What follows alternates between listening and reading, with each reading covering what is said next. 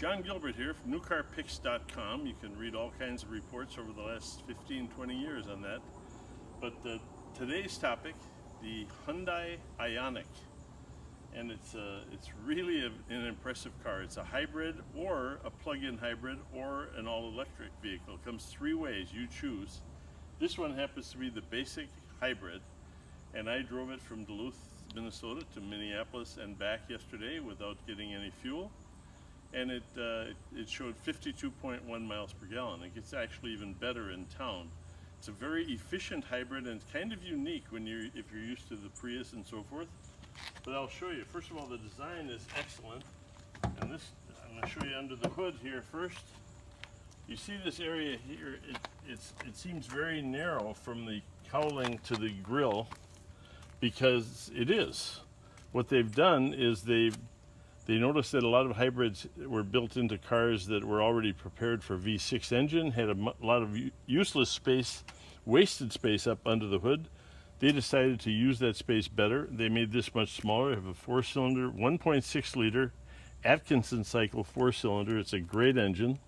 And with the hybrid, it gets about 140 horsepower in base form, up to about 156 if you get the plug-in hybrid.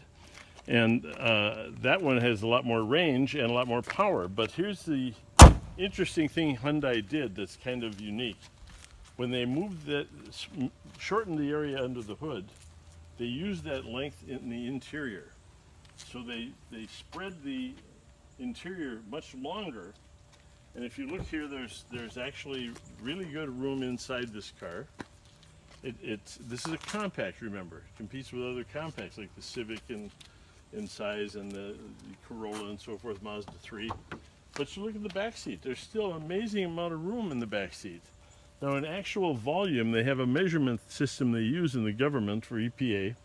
And this vehicle, even though it's a compact, has like 1 cubic foot more than the minimum requirement for a large car interior space. And that's pretty incredible. And the other thing you'll see that's unique